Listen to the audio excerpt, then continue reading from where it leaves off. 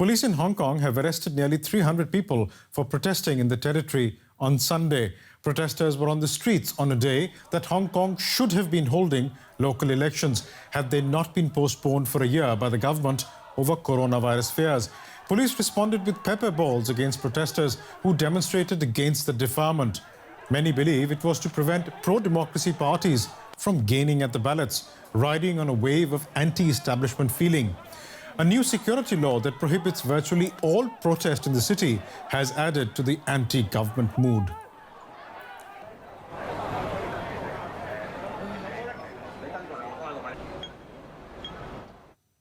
Now, this is what some of those protesting had to say. If the government cancels the Legislative Council election, the main reason is certainly not to prevent the spread of the COVID-19 epidemic. I think the Hong Kong government is trying to suppress the people's right to express their demands, the solutions they wish to see, and what the future should look like. Our rights are being abused. Because right now the protest is banned by the Hong Kong government. So we have to fight for the space to voice out what we care, what we want to talk about. Today's to keep up the momentum of the resistance. Because of the coronavirus and other factors, there haven't been too many people protesting. But we hope to come out to let everyone know we haven't forgotten those who have been arrested and forced into exile. We're here to oppose the national security law. Maybe there's nothing much to be done. Maybe the most we can do is to remind each other on the internet. But we still want to express our voice for Hong Kongers. But it's a voice that's been increasingly stifled under the new security law, which critics have called draconian. Implemented in late June, its loosely worded provisions virtually prohibit all forms of protest. Those convicted of offences can be sentenced to a maximum of life in prison. For Hong Kongers used to being politically active and having free expression, it has meant adjusting to what has become a new normal. A lot has changed in Hong Kong. It used to be that many cafes and restaurants exhibited pro-democracy slogans written on post-it notes. Now the notes are all blank. For cafe owner Dixon, written political statements are now too risky. The blank poster is the new form of protest. The police could put the national security law into effect. Just being accused could lead to arrest and imprisonment.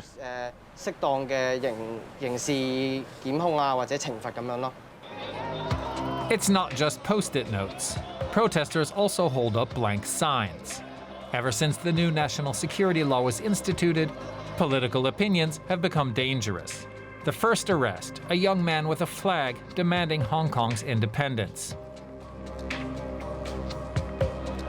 At least 10 people have been arrested under the new law. No one knows which political slogans are still allowed. You shouldn't be left guessing. Although the advantage to leave people guessing is that they will be more cautious, apprehensive, less willing to speak out. That may be what's desired. Public libraries and school libraries are now being forced to remove books that don't follow the party line. Books by democracy activists have already vanished.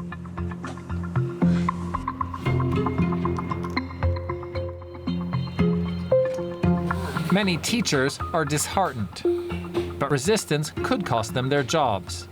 Many in Hong Kong won't express their criticisms in public.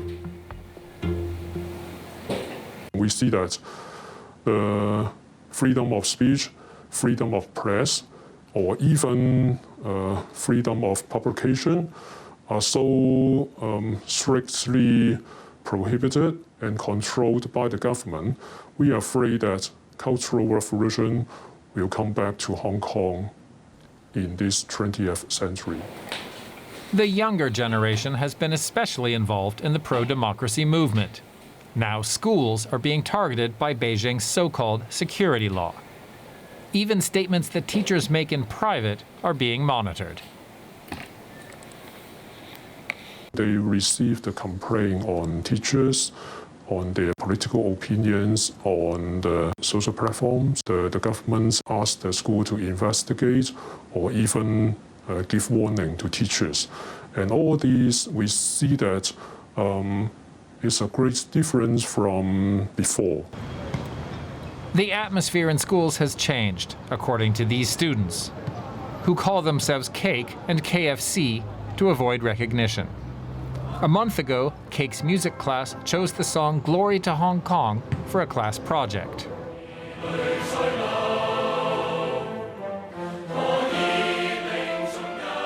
The song had become a hymn in the protest movement over the past year and was a viral hit.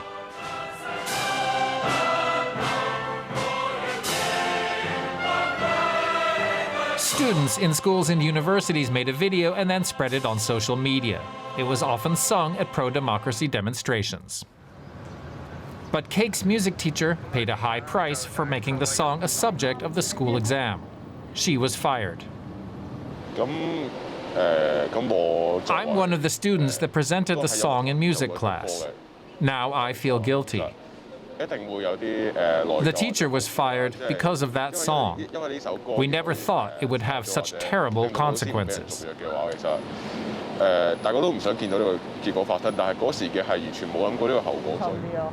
What angers Cake and KFC the most is that their teacher was fired for trying to influence the students.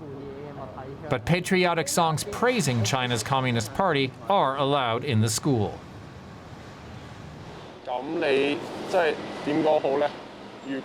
The song, Without the Communist Party, There Would Be No New China, is not defined as a political song.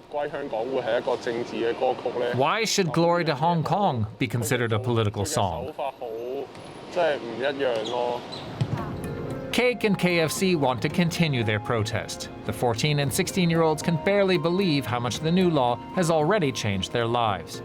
A free Hong Kong no longer exists. In the same streets where 1 million people marched to defend their rights, insecurity and fear are the new normal.